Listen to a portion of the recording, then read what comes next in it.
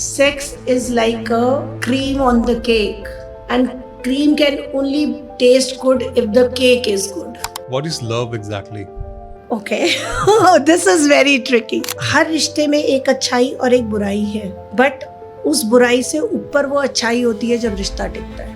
कहते हैं oh all the green flags in my boyfriend, let's get married, but the moment they see there are perfection तो हो नहीं सकती ना.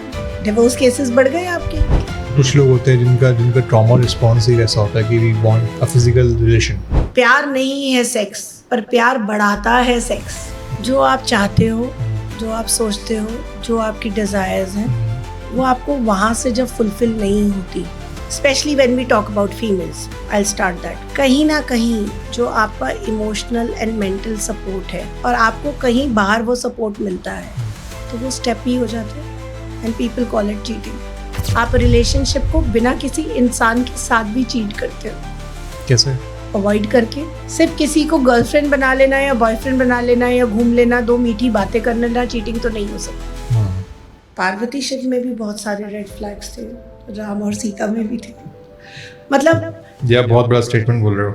हैं. ओके, कैसे? एक अच्छे रिश्ते का कॉम्बिनेशन दोनों फ्लैग है. ये मी टाइम कितना इम्पोर्टेंट है? एक फ्रीडम हम कह सकते हैं, ये टॉक्सिक है या एक हेल्दी बाउंड्री है? It is beautiful to be selfish for your own happiness, but your own happiness doesn't mean to take others' happiness.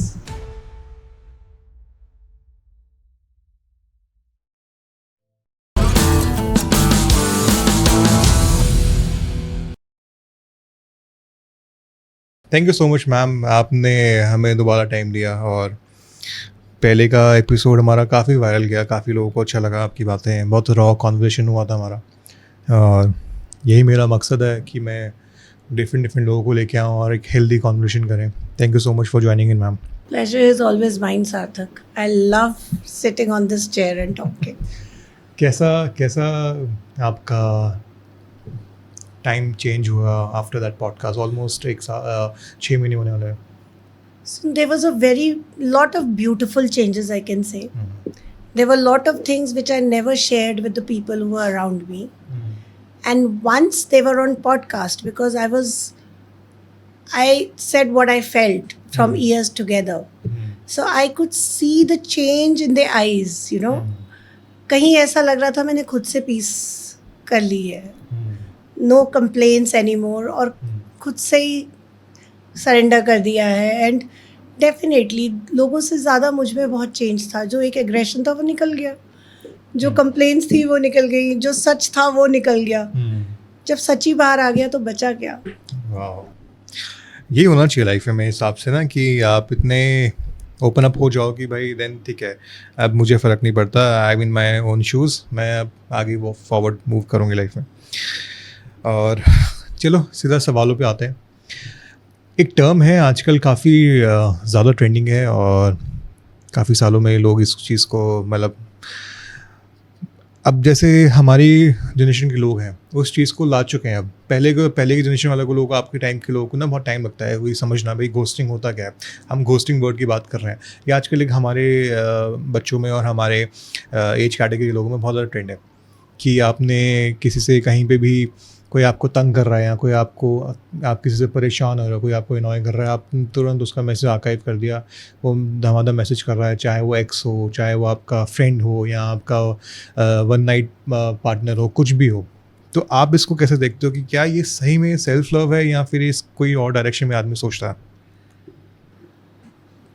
पता नहीं, मुझे हमेशा ऐसे लगता है कि जो भी घोस्टिंग के रिलेटेड तुम बात करते हो, वो सेल्फ लव से ज़्यादा खुद से भागने वाली चीज़ें ज़्यादा है. अपनी ईगो को सेटिस्फाई करना बहुत ज़्यादा है. Because message is not going to do anything. End of the day it's just a message. Person is not physically present. And even if you read a certain message, आपको उसकी thought process at some level, उसके emotions, उसकी सोच पता चलेगी. या even the person is being too cheesy, तो आपको पता चलेगा कि at what level he can go for anything. But उसको ना देखना और उसको गोस्ट करना, उससे कोई रिलेशन ही नहीं है किसी भी चीज़ का. It is that you are feeding your ego, you are satisfying your self. आप अपने आप को खुश कर रहे हो, कर लिया तूने जो कर लिया, अब मैंने तुझे गोस्ट कर दिया, अब देखो still he is doing. And ऐसा नहीं है आपको पता नहीं चलता, somebody is messaging you, the number of messages are increasing. और अगेन आप अपनी ईगो को और बूस्ट कर रहे हो. One more, I don't want to reply. आपको मैसेज वही करेगा जिसे इंडिकेशन आप दोगे कि वो आपको मैसेज करे. आप जिसे अपना नंबर शेयर करोगे जी. और आप वो एफर्मेशंस देते हो कि वो मुझे मैसेज करे. तो आपको क्या लगता है कि भाई किसी को अनफ्रेंड करना है, या फिर किसी एक ग्रुप में लोग दोस्त बैठे हैं और एक दोस्त ने किसी के इंसल्ट कर दी और उसने उस इंसल्ट को इतना ज़्यादा उसके लिए हैवी हो गया कि भाई उसने उसको अनफ्रेंड कर दिया, अनफॉलो कर दिया, ये ओवर रिएक्शन है या ये उसका रिएक्शन रिस्पॉन्ड, हम अगर उसकी बात करें तो?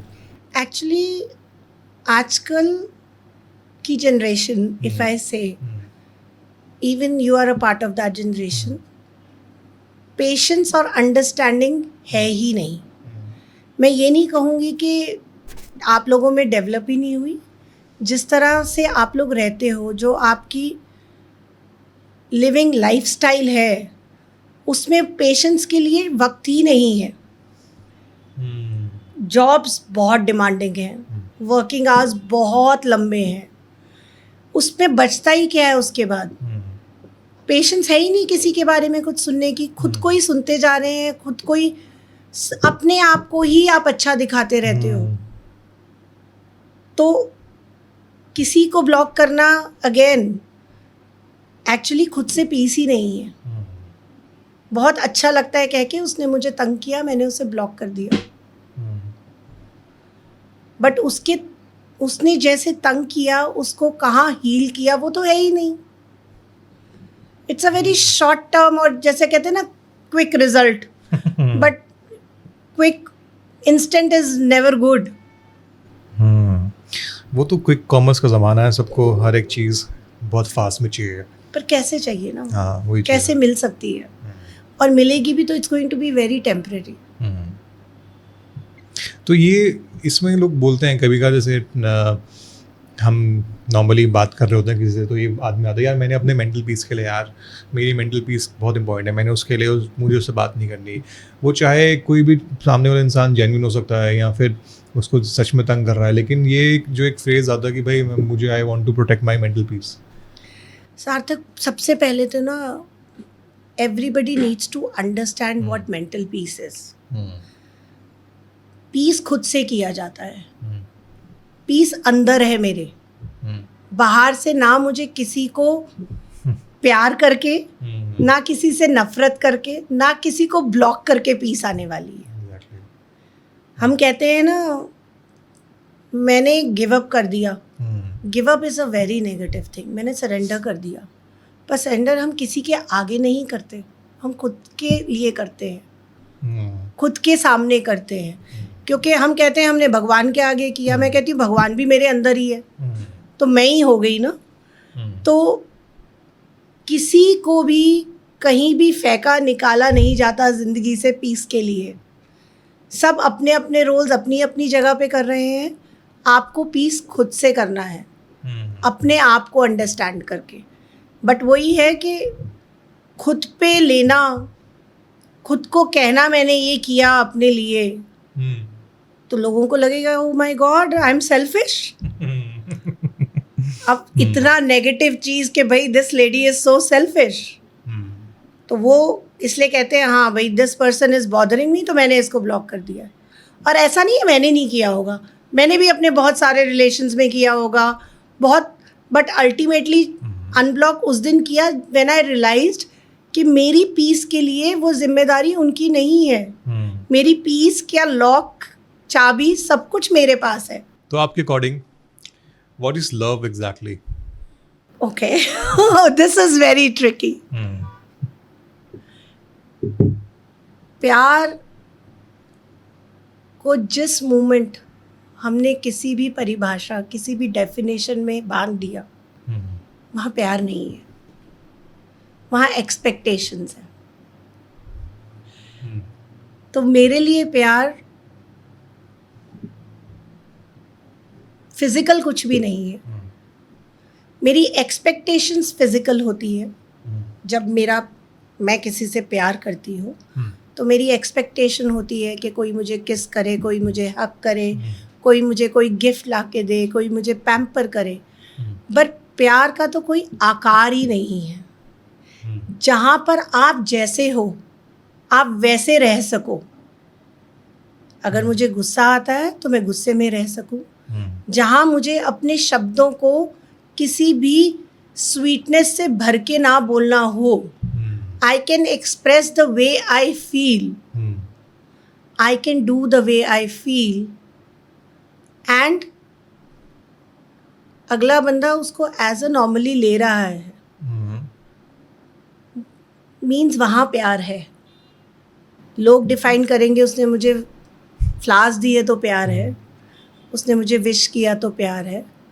बट मैं जो भी कर रही थी, मैं गलत भी कर रही थी, मैं सही भी कर रही थी, मेरे साथ वो है, वो प्यार है। कभी कभी प्यार बताना पड़ता है। हम इस दुनिया में रहते हैं जहाँ हमारी इतनी नेगेटिव एनर्जीज है अराउंड, हम भी खो जाते हैं उस एनर्जी में। हमें लगता है कि सामने वाला प्यार नहीं कर रहा। तो expression is a very strong, तो वहाँ कभी कभी एक्सप्रेशन की ज़रूरत पड़ती है। पर प्यार कैसा है इसकी तो ज़रूरत ही नहीं है। मेरे लिए प्यार शायद एक फ्लावर हो सकता है, तेरे लिए एक कोई बहुत एक्सपेंसिव गाड़ी हो सकती है। तो प्यार को कैसे डिफाइन करेंगे? और जहाँ डिफाइन कर दिया वो प्यार कैसा रहेगा? इसमें ना एक मैंने बहुत पहले एक शाहरुख खान का एक कोट पढ़ा था। वो कहता कि भाई मैं गौरी को हर बार लव यू नहीं बोलता, मैं उसको हर बार लव यू बोलूँगा तो फिर मेरे प्यार की वैल्यू क्या है? लुक, लव यू बोलना, कुछ करना is an expression, and expression makes you feel more loved. True, ठीक है ना? बट वो एक्सप्रेशन प्यार नहीं है। But certain expressions are required, ज़रूरी है प्यार को जिंदा रखने के लिए, बट वो प्यार नहीं है। साथ बैठना, बात ना भी करना, चाहे साथ बैठ के एक कप चाय पीना प्यार हो सकता है। बट साथ नहीं भी बैठना, आप बहुत दूर हो, आप प्यार में हो सकते हो, अट्रैक्शन हो सकती है, इन्फैचुएशन हो सकती है, आपकी फिजिकल और मेंटल नीड्स हो सकती हैं, पर प्यार नहीं हो सकता। जी। तो आपको क्या लगता है कि भाई एक रिश्ते के अंदर हम बोलते हैं मी टाइम, ठीक है, ये मी टाइम कितना इम्पोर्टेंट है? एक फ्रीडम हम कह सकते हैं, ये टॉक्सिक है या एक हेल्दी बाउंड्री है? मी टाइम हर रिश्ते में इम्पोर्टेंट है, और मी टाइम के साथ साथ हमारा टाइम भी हर रिश्ते में इम्पोर्टेंट है। मी टाइम की तो हम आजकल वैसे ही झंडा लेके घूम रहे हैं कि मी टाइम मेरे को अलग रहने दो, I want to sit and think about, I want to analyse my self, I want to relax. वो तो मी टाइम हो गया। पर हर रिश्ते में हमारा टाइम बहुत इम्पोर्टेंट है। रिश्ता ज़रूरी नहीं है टाइम के लिए बहुत घंटे, बहुत साल या बहुत दिन, एक वीकेंड, एक हॉलीडे चाहिए होता है। कुछ घंटे, कुछ minute, when you actually spend time with each other. और ये हर रिश्ते में इम्पोर्टेंट है। प्यार तो मैं उससे भी करती हूँ जो मेरे घर पे हाउस हेल्प होती है। प्यार मैं उससे भी करूँगी जो मेरे बच्चे हैं या जो मेरे बच्चों को पढ़ाने आते हैं। प्यार हम अपने दोस्तों से भी करते हैं, प्यार हम अपने पेरेंट्स से भी करते हैं, एंड स्पाउस से भी ऑफ कोर्स करते हैं। पर उस हर रिश्ते में एक वक्त साथ बिताया हुआ, जिसमें ना तेरा ना मेरा, हमारा। सो मी टाइम से ज़्यादा इम्पोर्टेंट मुझे लगता है कि मी टाइम तो है ही सबके पास आजकल। सबके जो रूटीन है, जो हमारी आजकल की अर्बन जो हमारा एक सेटअप है, सोशल सेटअप, जी उसमें मी टाइम तो सबको मिलता है। आप एक ऑफिस में मल्टीनेशनल में भी काम करते हो तो आप ही कर रहे होते हो, अकेले ही कर रहे होते हो। आप किसी टीम लीडर से पूछो, वो कहता है सारा काम मैं ही कर रहा हूँ। उसके अंडर जो काम कर रहे हैं वो भी सारा काम वही कर रहे हैं। सब खुद ही कर रहे हैं, सब कुछ अपने लिए ही हो रहा है। सो मी टाइम तो सबके पास है। इसको थोड़ा सा कोई किसी एग्जाम्पल की तरह बताओ, जो आपने हमारा टाइम बोला, इसको आप थोड़ा सा और इजी करो। एनी पर्टिकुलरली इन रिलेशनशिप, जैसे अब कुछ भी। कुछ भी तो मैं आई विल जस्ट अपने हाउस होल्ड से ही निकालते हैं। Let's, I have a house help and मेरे 2 बच्चे हैं। I have a husband, nuclear family है। फैमिली सेटअप में कुछ ऐसा है कि my kids, they are both studying and they are not in Delhi. Okay. My husband, he has got his main business somewhere in Chandigarh. So घर में कौन है? Me and my house help. अब हाउस हेल्प की सर्टन डिमांड्स मुझसे हैं, मेरी certain demands हैं अपनी हाउस हेल्प से। It's there. जी। So when you talk about me time, she has whole day me time because I am not at home. And I am not at home, I am not with her. Whole day I have my own me time. But when we talk about Hamara time, it is Hamara time when we are not judgmental, when we are not discussing work, and we are just sitting and spending time together to give that balance in a relationship. कि हर relationship में गुस्सा भी है, डांट भी है, रोना भी है, प्यार भी है, और जेलसी भी है।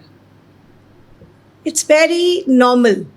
मतलब बड़े नेगेटिव हैं ये सारे इमोशंस, बट साथ बैठ के कुछ ना करना, टीवी देखना, कुछ उसका हाल पूछना, कुछ मेरा हाल पूछना इज हमारा time, where we balance the whole day stress. The same goes with my kids. They are most of the time on call. When we are on call and when I'm not discussing about their studies, I'm not discussing about their day-to-day issues, I'm not discussing about क्यों खाया, कैसे खाया, कहाँ गए, but we are talking about हमारा. She's talking about her, she's doing this, I'm doing that, I'm enjoying this, so that is hamara time. That gives a bond. My husband comes on every weekend, and instead of just talking about ये काम कर लो, ये pending है, ये नहीं pending है, कुछ भी नहीं करना, साथ बैठे हैं, एक कप चाय पी ली, that is हमारा टाइम. बेसिकली आप कह रहे हो कि वो एंटरटेन करना ज़रूरी नहीं है. एंटरटेन क्या? एक दूसरे को कि भाई साथ में देख, जब हम साथ रहते हैं किसी के भी, तो केयर इज ऑटोमेटिक, बट जब केयर की एक लिमिट लाइन क्रॉस होती है तो आपको लगता है कि ये हम पे इम्पोज कर रहे हैं. आपको लगता है, सामने वाले को नहीं लगता. सार्थक is not well and if I am asking सार्थक आपने मेडिसिन खाई, यू सार्थक can think also that way that the other person is concerned. Why Sarthak has to think why she is poking me and just bringing back my health, that I am not well, then I'm asking for medicine. So किसी के लिए भी प्यार, किसी के लिए भी अपनी मेंटल हेल्थ, किसी के लिए भी अपने साथ हमारा, वो किसी का है ही नहीं, सिर्फ हमारा ही है. If I am at peace, if somebody is asking me, आप डॉक्टर के पास गए, I am going to feel good about it, that the other person is concerned about मी.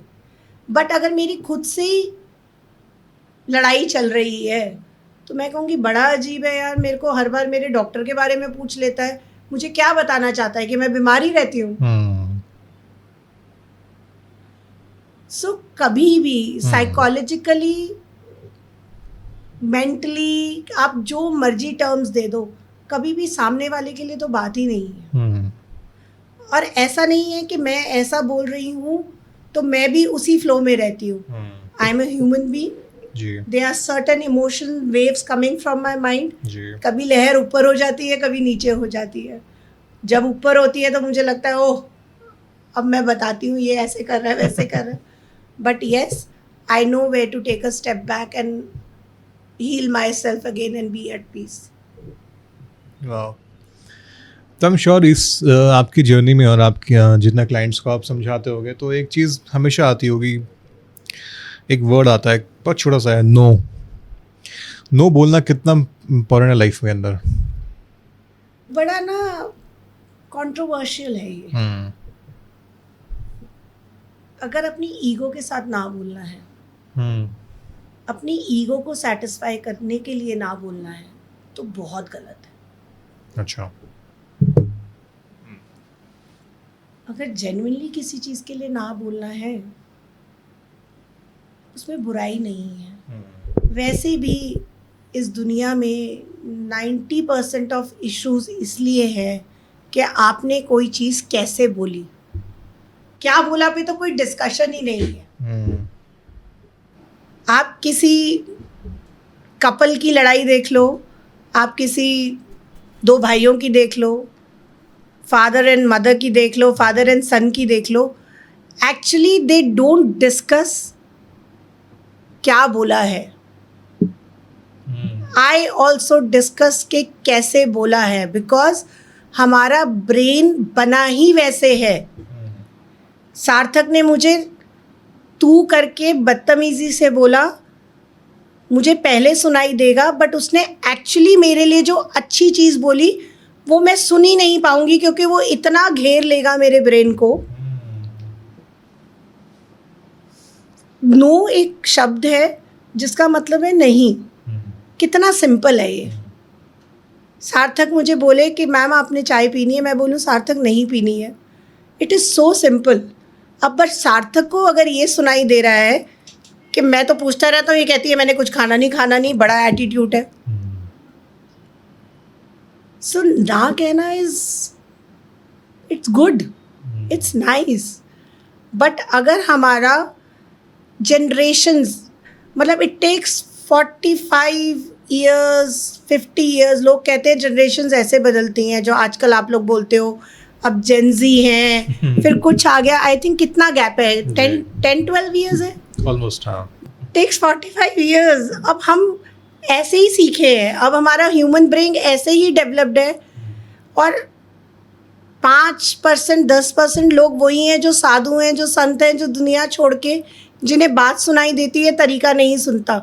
बाकी अगर सारी पॉपुलेशन को तरीका, तो तरीका बेटर करने में प्रॉब्लम क्या है? आप बोलो कि सार्थक ने बोला मुझे मैम ये चाहिए, नहीं सार्थक thank you I have this, ये नहीं चाहिए मुझे. It is so simple. But मैं 2 गाली दे के सार्थक को बोलूँ नहीं तुझे क्या पता मुझे ये चाहिए नहीं चाहिए, हर बार देखो तो यही चाहिए, तो हाउ विल सार्थक अंडरस्टैंड? इट्स नॉट सार्थक की प्रॉब्लम ही नहीं है, मैंने कैसे नो को कन्वे किया की प्रॉब्लम है. नो के साथ ना आप एक बाउंड्री का सिस्टम बहुत इम्पॉर्टेंट होता है. तो मेरा सवाल आपसे नेक्स्ट सवाल ये है कि भाई आपको क्या लगता है कि किस रिलेशनशिप में या किस रिश्ते में आपको सबसे ज़्यादा बाउंड्री सेट करने का महसूस होता है? बिना बाउंड्रीज के रिश्ते चलते ही नहीं. हम दुनिया को बहुत कहते हैं कि रिश्ते दिल से चलते हैं. बहुत अच्छा नहीं लगेगा सुन के, रिश्ते चलते ही दिमाग से. बिकॉज बाउंड्रीज हमारा दिल नहीं तय करता, बाउंड्रीज हमारा दिमाग तय करता है. ओके. और कोई भी रिश्ता, हर रिश्ते में एक बाउंड्री बहुत ज़रूरी है. आप किसी के मी टाइम जो आप कह रहे थे, आई थिंक आप उसमें इंटरफेयर नहीं कर सकते, पोक नहीं कर सकते. आप बोल सकते हो I would like to spend some time, come out of phone and sit with me, मुझे अच्छा लगेगा. बट एक्सपेक्टेशन नहीं कर सकते कि अगला बंदा फ़ोन छोड़ के आपके पास आके टाइम स्पेंड करेगा. तो हर रिश्ते में एक बाउंड्री की बहुत ज़रूरत है. मतलब बहुत इनिशियल लेवल, एक किंडरगार्टन के बच्चे और एक टीचर में भी सर्टेन बाउंड्री ज़रूरी हैं.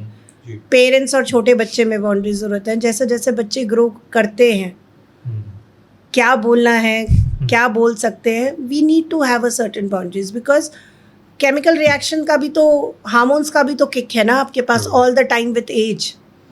तो वो एज भी बाउंड्रीज को आगे पीछे करती रहती हैं, और अगर हम उस एज से निकले हैं तो वी कैन अंडरस्टैंड बेटर. तो फिर आपके अकॉर्डिंगली कौन सी बाउंड्रीज सबसे टफ होता है सेट करना? ह्यूमन नेचर के हिसाब से हर एक बाउंड्री मुश्किल है, बिकॉज मैं तो ऐसा ही हूँ, एक ऐसा तकिया कलाम आई डोंट नो कहाँ से हमारे इंडियन पॉपुलेशन में है, मैं तो ऐसा ही हूँ, डील विद इट. तो बाउंड्री सेट की कैसे जाएगी? अभी तक ये चल रहा था, अगर हम जनरेशन्स टू जनरेशन देखें तो फीमेल्स को थोड़ा नीचे का दर्जा दिया जाता था एंड मेल्स वर डोमिनेटिंग.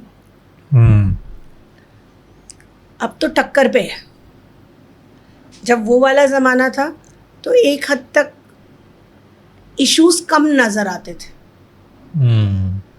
क्योंकि हम बीइंग अ फीमेल हम दब जाते थे, हम चुप हो जाते थे. बट ऐसा नहीं है, मेंटल हेल्थ का इक्वेशन अच्छा था. उस ज़माने में अगर हम मेंटल हेल्थ की बात करें तो females were going through lot of more issues related to mental health than males. अब इक्वालिटी आ गई. हमारी जनरेशन में इक्वालिटी कम थी. I was one of the family girl जो पढ़ के कुछ कर लिया. अब तो फ़र्क ही नहीं है ना बेटा और बेटी में, और होना भी नहीं चाहिए. जस्ट आपके फिजिकल अपीयरेंस से आप किसी भी चीज़ को डिफ्रेंशिएट नहीं कर सकते. Two human beings are equal, that's what I understand. तो अब बराबर आ गए, बट आपका सोशल सेटअप नहीं चेंज हुआ जी. कैसे चेंज होगा? मेरे पेरेंट्स वही हैं, मेरे इन लॉज वही हैं, मेरा सोशल सर्कल वही है. मेरे बदलने से क्या होगा? मेरी अगली 10 जनरेशन्स 15-20 साल बाद में भी समथिंग विल चेंज. कुछ चेंज तो होने वाला नहीं है. अब तो टकराव ज़्यादा है. अब तो कैसे सेट होगी? अच्छा, मुझे एक और बड़ा हॉट टॉपिक है, नार्सिज्म की बात करते हैं. चलो मुझे बताओ कि नार्सिज्म एक हेल्दी रिश्ते को कैसे खराब करता है? Being sweet and not being sweet, being healthy but not being healthy, doing everything but not doing everything. बड़ा टेक्निकल है. when we do something for others or when we pinpoint others, it's only one finger which is on the other side and all the 4 fingers on your side. but जो narcissist होता है उसकी वो 5th finger भी अपनी तरफ है. अब मुझे एक चीज़ बताओ, if you are being rude with me for all 28 days of a month, okay, and being polite कि मैं तो ऐसा ही हूँ for 2 days, how it's going to balance? और ऐसा नहीं है कि we talk about कि men ही होते हैं. Even females are like that, because male and female categorization नहीं है. It is just the physical appearance which categorize them, and और कोई difference नहीं है.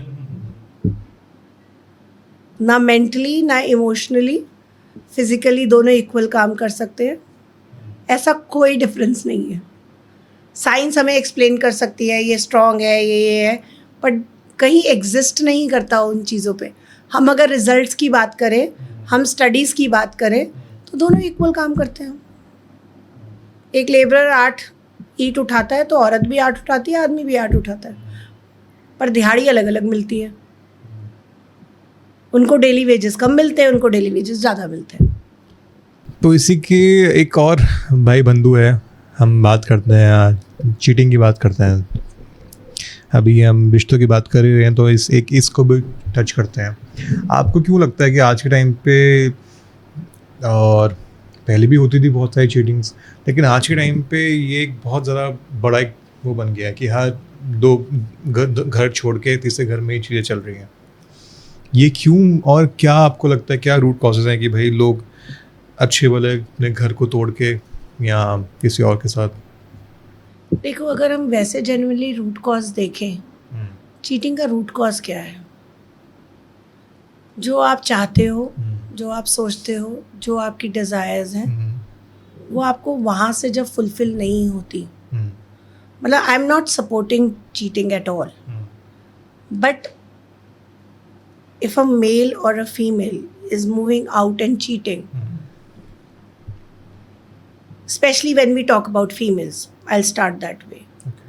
कहीं ना कहीं जो आपका इमोशनल एंड मेंटल सपोर्ट है, जो आपका साथ है, जिसकी हम बात कर रहे थे, मी को अलग छोड़ के हम की बात करते हैं, जब वहाँ पर मिसिंग होता है और आपको कहीं बाहर वो सपोर्ट मिलता है, तो वो स्टेप ही हो जाता है and people call it cheating. एक ये वन ऑफ द फैक्टर है, मेल्स में भी है. सोशल प्रेशर बहुत है, सोशल मीडिया बहुत है, फोमो बहुत है ना, feeling of missing out. Feeling of missing out तो आजकल हर चीज़ में है. मतलब आपकी जनरेशन के 99% बच्चे जब मुझसे बात कर रहे होते हैं तो मुझे बार बार बोलते हैं मैम फोमो हो गया हमें. तो it took me some days to understand कि है क्या, क्या मिस आउट कर रहे हैं आपकी सराउंडिंग में, बिकॉज कल्चर भी है, they feel good about it. अब उनकी ईगो सेटिस्फाई हो रही है, तो cheating. But main root cause तो क्या है? Look, everybody is so busy in their lives. आपकी, अब हम अर्बन सिटीज, अब दिल्ली को ले लें, living cost is so high. Working hours are like, मतलब 8 घंटे की तो जॉब मुझे कहीं नज़र ही नहीं आती है. एक गवर्नमेंट बैंक में भी बैंक बंद होने के बाद employees are sitting and working. अब उसके बाद आप एग्जॉस्ट हो गए, you are going back home, even your partner is exhausted, no matter वो वर्किंग है या नहीं है.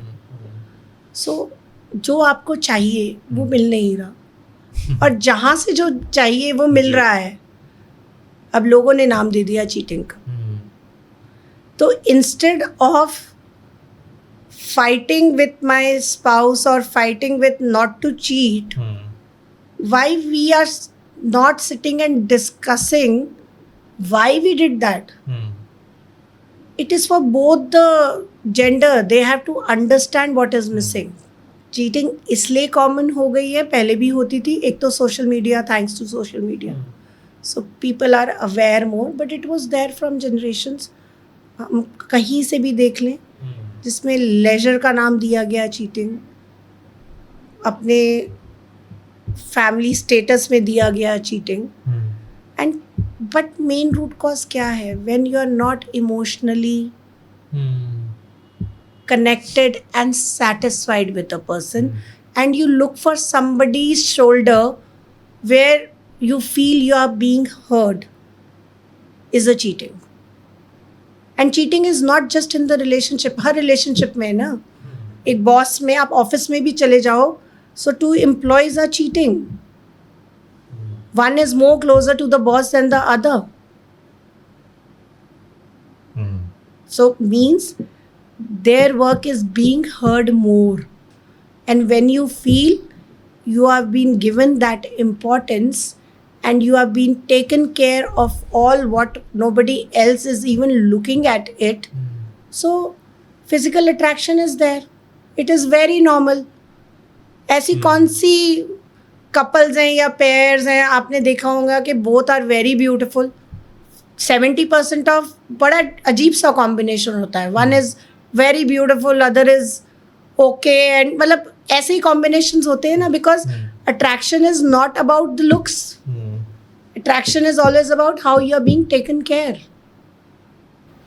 सो नया कुछ नहीं है, दिखना अब ज़्यादा हो गया है, और दिखना भी ज़्यादा होता जा रहा है, बढ़ता भी जा रहा है, क्योंकि लोग उस एक्शन को करेक्ट करने की कोशिश कर रहे हैं, पर वो हो क्यों रहा है उस पर कोई डिस्कशन भी नहीं है. कभी किसी हस्बैंड वाइफ को सोशल मीडिया पे किसी ने किसी को पकड़ लिया, दे आर फाइटिंग. कभी have you ever seen any reel or any video where they are sitting and discussing why you have done this, never. मतलब मैं अभी तक मेरे इंस्टाग्राम पे नहीं दिखा वो अभी तक. That means it's not being done.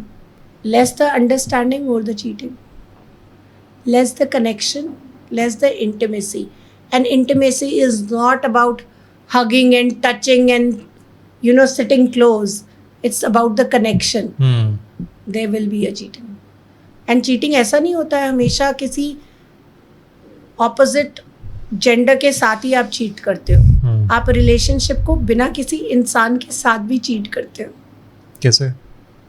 Avoid करके. If you are not comfortable in a relationship, if you are not feeling what you are in a relationship, you will have more long working hours. You will prefer to be in the kitchen, or you will prefer to be in the office, or you will say you have some work, you won't prefer to sit next to the person. So even that is cheating.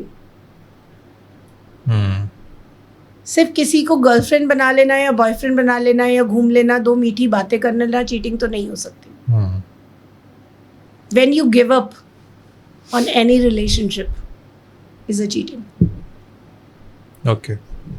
Usually हम life में ना, मुझे ऐसा लगता है कि हम हर इंसान एक ग्रीन फ्लैग रिश्ते को ढूंढता है कि भाई वो इंसान, उसमें बहुत खूबियाँ हैं, वो अच्छा है, वो ऑफिस भी जाता है, वो वर्कआउट भी करता है, पैसे कमा रहा है, पेरेंट्स का ख्याल रखता है, मेरा मुझे हर हफ्ते फ्लावर्स लिख, हर इंसान का ग्रीन फ्लैग का मैंने बहुत देखा है आजकल criteria ग्रीन अलग-अलग हो फ्लैग, सकता ये है. Red flag. हाँ. आई अभी कुछ ज्यादा दिख रहा है. Yes, I understand that. तो उन सब का क्राइटेरिया अलग अलग हो सकता है ग्रीन फ्लैग का, बट इवेंचुअली वो धीरे धीरे करते करते करते पहुंचते हैं रेड फ्लैग पे.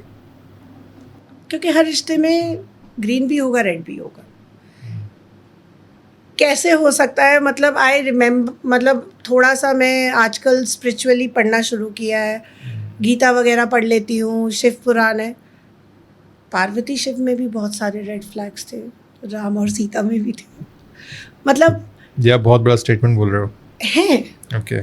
कैसे? एक जैसे? अच्छे रिश्ते का कॉम्बिनेशन दोनों फ्लैग्स हैं. वैसे सोचो, हम एज अ ले मैन, मैं सरदार हूँ, मैं नहीं मानती अगर मैं ये बोल देती हूँ. I believe in God okay. and I strongly believe in God but I am very clear I don't know the form of God because भगवान मेरे अंदर है. मेरे सही गलत में भगवान है. एक लेमैन से पूछेंगे, वो कहेंगे ऐसे कौन से भगवान है? राम सीता को छोड़ दिया. कोई उसके बाद का क्रक्स और उसका लेसन क्या था, उन्होंने क्या दिखाना चाहा कि भगवान भी ये कर सकता है या सही गलत को प्रूव, कोई नहीं पढ़ेगा ना. बट उनको राम और सीता उनके रेड और ग्रीन फ्लैग ने बनाया. सिर्फ अच्छा में तो नहीं बन सकते थे. इसको और थोड़ा सा सिंपल कर देते हैं.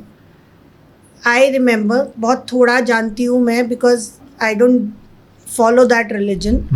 बट जब रावण उठा के ले गया था शायद सीता को, तो there was a certain boundary which was she was not supposed to cross.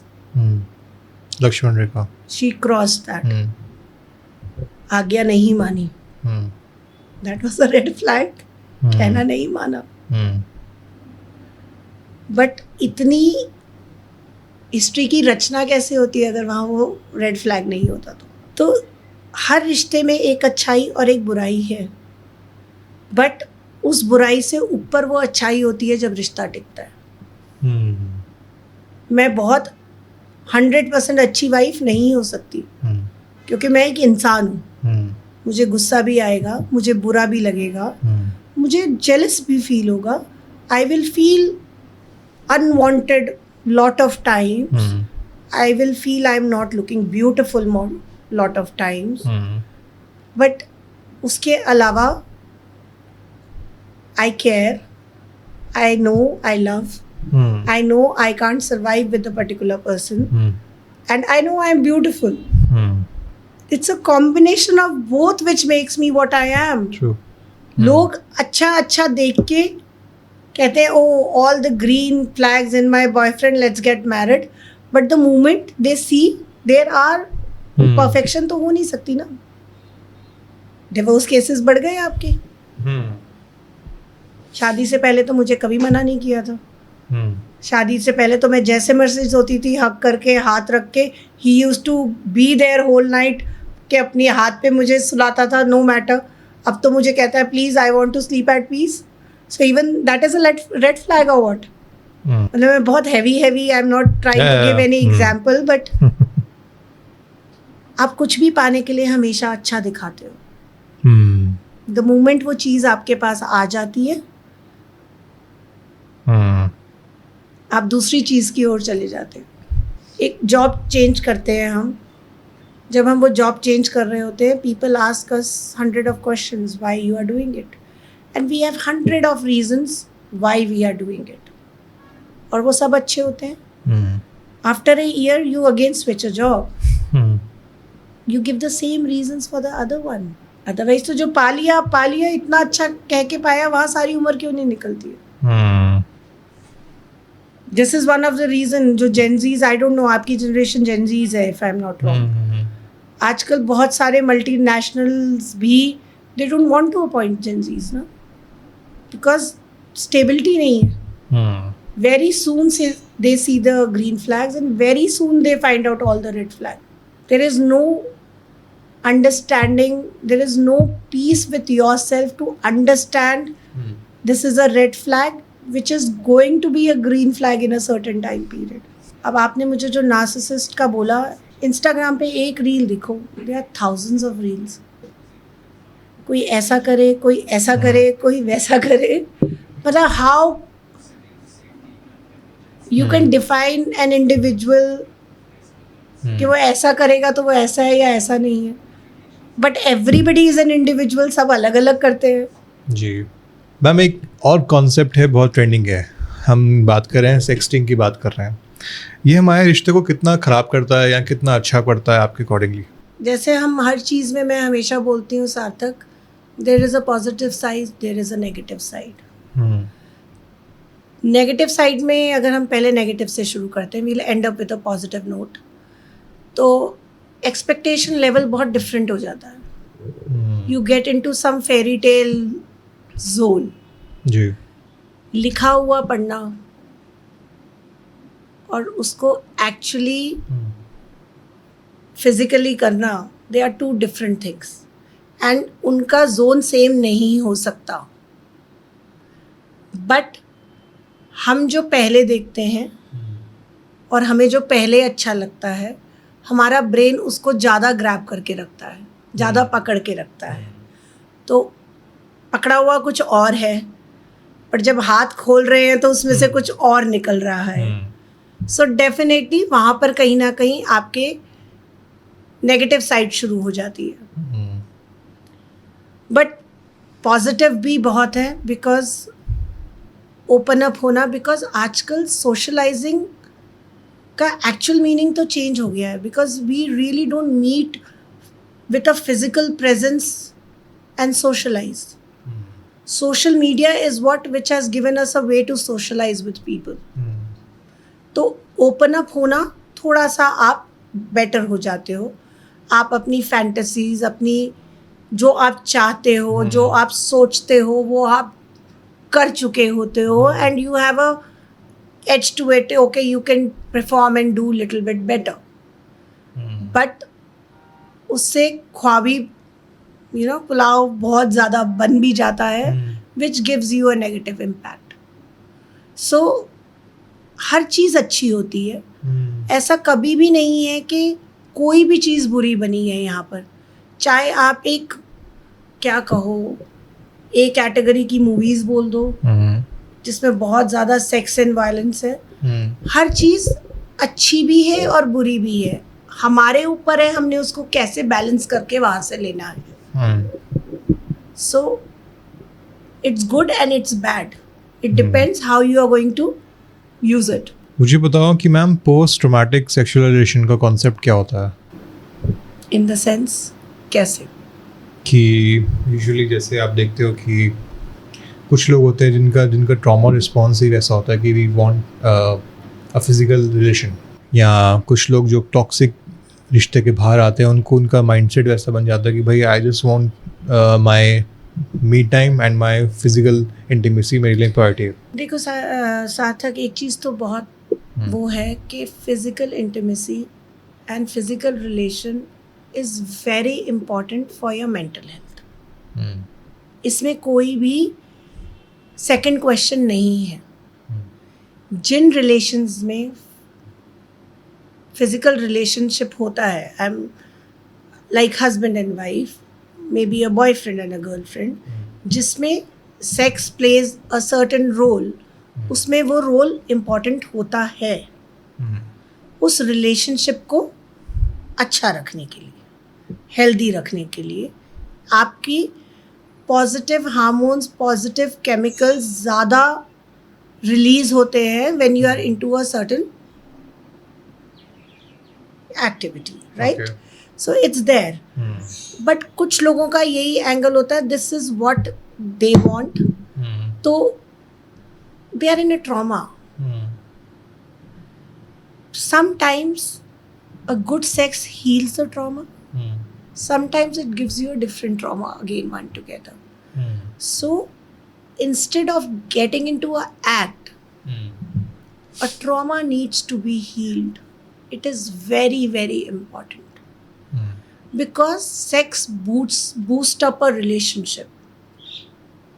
You're looking forward for a person जो ऑप्शन वो ज़्यादा होता है, you want to meet the person again. प्यार नहीं है सेक्स, पर प्यार बढ़ाता है सेक्स, इसमें कोई भी दो राय नहीं है जी। बट जो ये कहते हैं ना कि जिनका यही एंगल है, आप उनसे कैसे डील करो। अगर आप हो उनके साथ, तो सबसे पहले ट्रॉमा को हील करो। जब तक हीलिंग नहीं होगी, ये साइकिल है, इट्स अ चेन रिएक्शन, ये कभी चेन टूटेगी ही नहीं। One trauma leads to another trauma जी। तो इस पूरे प्रोसेस में हीलिंग इम्पॉर्टेंट है। कई बार लोग इस चीज़ को गलत समझ लेते हैं कि sex is going to be a healing. Sex is like a cream on the cake, and cream can only taste good if the cake is good. True. So if you understand that, and even if a person, आजकल ना self understanding comparatively बढ़ गई है। अगर हम positive sides of social media को लेते हैं, तो कहीं ना कहीं सोशल मीडिया ने भी इन चीज़ों को सेल्फ रियलाइजेशन आ गई है। आपको पता होता है आप what you are going through, ये नहीं पता होता हाउ टू हील। और पता होना is the first step for any problem. मुझे पता है, इफ आई से मुझे एंजाइटी है, दैट इज माई स्टेप 1। सबसे पहले तो एक्सेप्टेंस ही नहीं है ना, किसी भी चीज़ की एक्सेप्टेंस नहीं है। अब या तो सामने वाले की प्रॉब्लम की एक्सेप्टेंस होगी, या जो उससे डील कर रहा है उसको पता होगा। आप सामने वाले को नहीं बदल सकते, बट सामने वाले को चाहिए जो वो दिया भी नहीं जाता। अगर सामने वाले को कोई हीलिंग चाहिए, कोई मेडिसिन चाहिए, तो आप वही दोगे। आप उसको वो नहीं दोगे जिससे उसे लगे कि वो फील बेटर कर रहा है। अब इसी के साथ में एक मिलता जुलता सवाल ये है कि अब हम ट्रॉमास की बात कर रहे हैं, हम एक A to B C लोग की बात कर रहे हैं जो जंप करते हैं। कभी कभार आपने सुना होगा कि भाई आपको क्लाइंट्स भी आते होंगे, बोलते होंगे कि यार मुझे लगता है कि मैं प्यार के लायक नहीं हूँ, मुझे लगता है कि मैं बार बार एक 6 महीने का रिश्ता होता है, टूटता है, 2 महीने का टूटता है, और कोई मुझको छोड़ कर चले जाते हैं। वो इनके दिमाग में एक पॉइंट बन जाता है कि शायद मैं ही प्यार करने के लायक नहीं हूँ। उनके लिए, उन लोगों के लिए आप क्या सजेस्ट करोगे? सुन, पहली चीज़, इस दुनिया में ऐसी कोई चीज़ नहीं है जो प्यार के लायक नहीं है। और मैं इसमें लिविंग एंड नॉन लिविंग दोनों का कॉम्बिनेशन बताती हूँ जी। मतलब कोई भी आप मुझे नाम दो, एक एटॉमिक बॉम्ब भी प्यार के लायक है जिसने उसे बनाया है। तो ऐसी कोई चीज़ नहीं है जो प्यार के लायक है। सबसे पहले हम उसको अपनी चीज़ों को सरेंडर करने के लिए ट्रेन करते हैं। अपने आप को आप जैसे हो उसे एक्सेप्ट करने की हम कोशिश करते हैं। I will not go into the process, of course, because when we do counseling, we have a certain process of every trauma and you know, every whatever you are going through. So पहले हम उसको because ऐसे तो कोई चीज़ ही नहीं है जो प्यार के लायक नहीं जी। है. डेफिनेटली अपने आप को प्यार करना, अपने ट्रॉमास को समझना, उन ट्रॉमास को हील करना, सारा काम हम इस पे खुद पे करते हैं. वी डोंट डू कि वो मुझे छोड़ के चले गया या मैंने उसे छोड़ दिया या मैंने इसलिए उसे छोड़ दिया, तो इसमें उसे कहीं नहीं है. इस तरह की सिचुएशंस जब आती हैं, इसमें सिर्फ आप ही होते हो. जी जी. So the moment you start understanding yourself better, आप अपनी वॉल्स बना लोगे कि you will not face another trauma.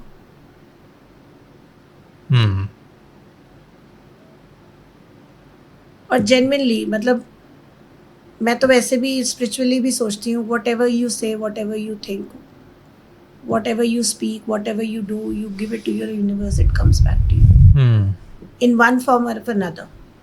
I am loving XYZ. 90% वहाँ से प्यार लौटेगा नहीं, पर प्यार लौटेगा maybe in some another form. Because I've given that love to the universe. Wow. तो मेरा आपसे आखिरी सवाल है उन लोगों के लिए जो सबके लिए अब बिल्कुल तूने एक काम बोला, मैं तेरे लिए 2 काम करूँगा, जो कहते हैं पीपल प्लीजिंग बोलते हैं, जो जिसको I have been like this for years, but now I am not. तो क्या ओवर गिविंग और पीपल प्लीजिंग ये एक ट्रॉमा का पार्ट है, ट्रॉमा का नतीजा है? डेफिनेटली ये एक ट्रॉमा का पार्ट है. ओवर प्लीजिंग बिल्कुल ट्रॉमा का पार्ट है. और मैं इसको पर्सनल एक्सपीरियंस से ले सकती हूँ. सब खुश रहें तो मैं खुश होंगी जी. बिकॉज सब खुश नहीं थे तो मे बी मेरी लाइफ में कुछ ऐसा रहा जिसकी वजह से मैं खुश नहीं हूँ. जी. You get into a habit of not saying no and always trying to please others because you start feeling your happiness in another's happiness. और happiness कभी भी दूसरों की खुशी में होती नहीं है. मतलब बड़ा कड़वा सच है लोगों को बोलने के लिए, आप खुश हो ना इसलिए मैं खुश हूँ. सब बोलते हैं, माँ भी बोलती है अपने बच्चे को जी. हस्बैंड भी बोलता होगा अपनी वाइफ को, वाइफ भी बोलती है अपने हस्बैंड को, यू आर हैप्पी ना, I am happy. But if other is happy, how I can be happy भाई? My happiness is should be in my court. Badminton में कोई जीते मैं हारूं, मैं कैसे खुश हो सकती हूँ? मैं ही जीतूंगी. शटलकॉक दूसरे के कोर्ट में जाएगी तो मैं जीतूंगी ना. इट्स जस्ट वो बने हुए हैं कुछ फ्रेजेस, आप गूगल करो आपको मिल जाएंगे. You will write those lines, you will send it to your lover will be happy. भाई in my खुशी other person is happy. कैसे हो सकते हैं? मेरी खुशी किसी और चीज़ में हो सकती है. We can be happy together. We can be happy doing one common thing. I understand. But your happiness is my happiness. Sure. That is me time. You use your me time and be happy. And when we are in our time, we are going to make each other happy. Ma'am एक last चीज़ जो आप public को बोलना चाहो with your experience, और कुछ भी self love के बारे में आप कुछ कहना चाहो?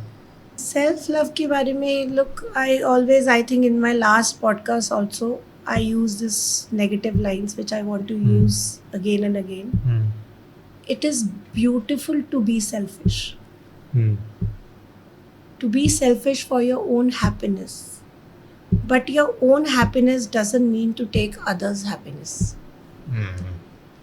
Your own happiness is to be at peace with yourself. The moment you are at peace, खुद से, things are beautiful around you. You need to surrender. You never need to give up. But you need to surrender in your own terms, in front of you, in front of your God. Not in front of any XYZ to make your world beautiful. Because my world is my world. मज़ा आ गया ma'am.